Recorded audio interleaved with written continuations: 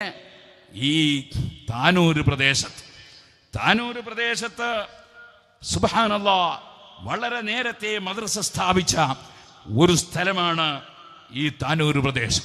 അഹ്ലുസുന്നത്തി വൽ ജമാഅത്തിന്റെ മദ്രസകൾ ഇവിടെ സമസ്ത കേരള ജമിയത്തുൽ ഉലമ ഉണ്ടാക്കുന്നതിന് മുമ്പ് തന്നെ, അതേപോലെ മറ്റ് സംഘടനകൾ വരുന്നതിന് മുമ്പ് തന്നെ സുന്നത്ത് ജമാഅത്തിന് കേരളത്തിൽ മദ്രസകൾ ഉണ്ടായിരുന്നു. യാതൊരു സംശയവും ഇല്ല. നിങ്ങൾക്കറിയില്ലേ, വാഴക്കാട് 1909 മഹാനായ മർഹൂം കുഞ്ഞഹമ്മദ് ഹാജി അവറുകൾ എത്തുന്നത്.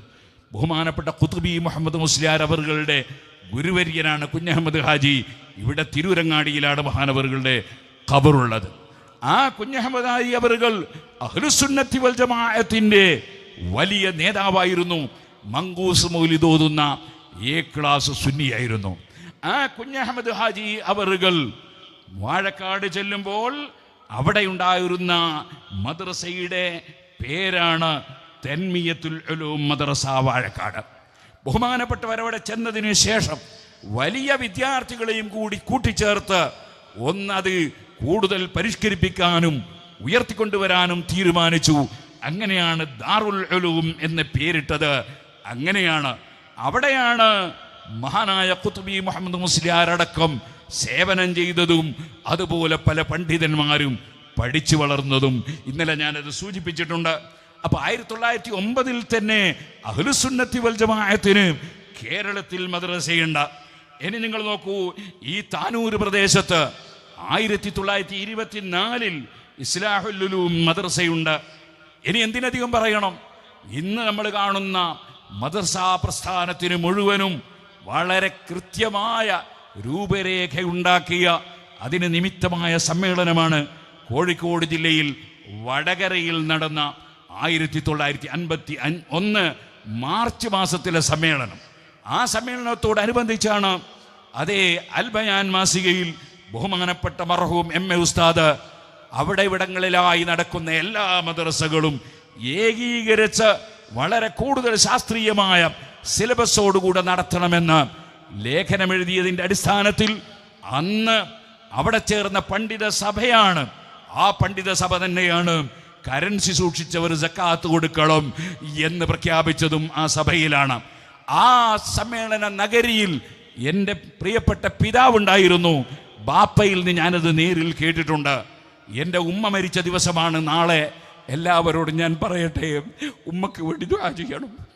അല്ലാഹു സുബ്ഹാനഹു വ തആല നമ്മുടെ മാതാപിതാക്കൾക്ക് മുഴുവനും മഗ്ഫിറത്ത് നൽകുമാറാകട്ടെ. ആ ബാപ്പ നേരിൽ പറയുന്നത് ഞാൻ കേട്ടിട്ടുണ്ട്. ആ സദസ്സിൽ വെച്ച് ചോദിച്ചു, നോട്ട്, അന്ന് കറൻസി എന്നല്ല പറയാ, നോട്ടിന് സക്കാത്ത് കൊടുക്കണ്ട എന്ന് പറയുന്ന ആരെങ്കിലും പണ്ഡിതന്മാരുണ്ടെങ്കിൽ സ്റ്റേജിലേക്ക് വരണം. പണ്ഡിതന്മാരെ വിളിച്ചു ചർച്ചക്ക്, ആരും വന്നില്ല.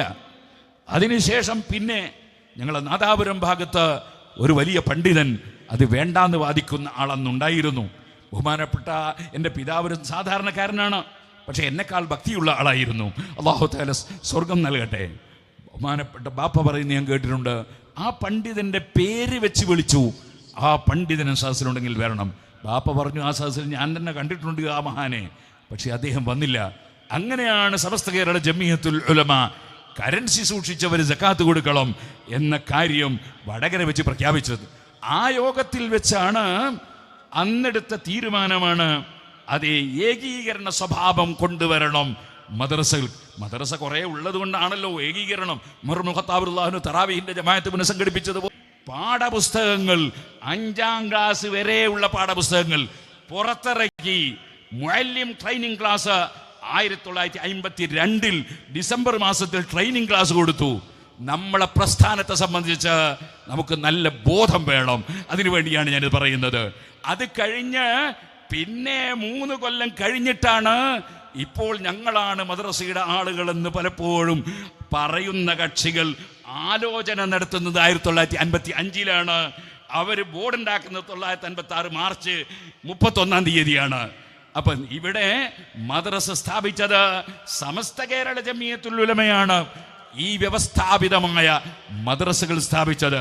സമസ്ത കേരള ജമിയത്തുൽ ഉലമയുടെ രീതി എന്ന് പറയുന്നത് അതാത് കാലഘട്ടങ്ങളിൽ ആവശ്യമുള്ള വിഷയങ്ങൾ എന്താണെന്ന് മനസ്സിലാക്കി സമൂഹത്തിന് നേതൃത്വം കൊടുക്കുക, ആശയങ്ങൾ കൊടുക്കുക, മെസ്സേജ് കൊടുക്കുക എന്നതാണ്. ഇന്നത്തെ കാലത്ത് ആവശ്യമുള്ള ഒരു കാര്യമാണ് സമസ്ത കേരള ജമിയത്തുൽ ഉലമയുടെ ജനറൽ സെക്രട്ടറി, അതേ ഇന്ത്യൻ ഗ്രാൻഡ് മുഫ്തി മഹാനായ സുൽത്താനുൽ മൗസ്താദ് അവറുകൾ ഇന്നത്തെ കാലത്ത് ആവശ്യമുള്ള മുദ്രാവാക്യമാണ് ഉന്നയിച്ചത് എന്ന് എല്ലാ കക്ഷികളും വന്ന് പറയുന്നില്ലേ? അതിന്റെ കാരണം സമസ്തയുടെ പൂർവ്വകാല പതിവതാണ്.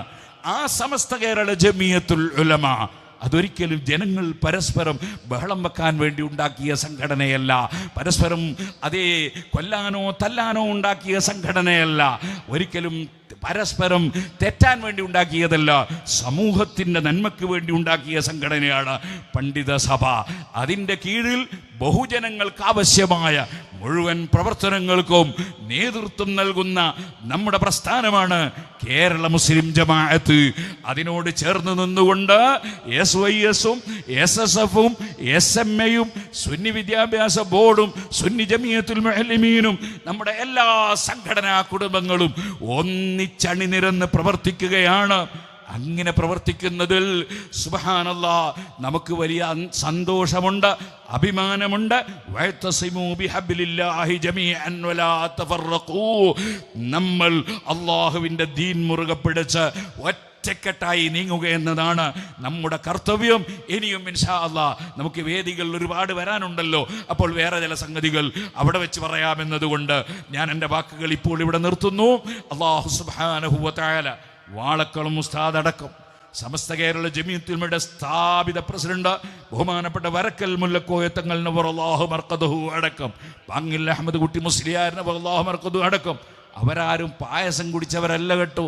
പാങ്ങിൽ അഹമ്മദ് കുട്ടി മുസ്ലിയാരൊക്കെ എത്രയാണ് ത്യാഗം സഹിച്ചത്, എന്തെല്ലാം ആരോപണമാണ് കേട്ടത്, എന്തെല്ലാം പ്രശ്നങ്ങളെയാണ് തരണം ചെയ്തത്.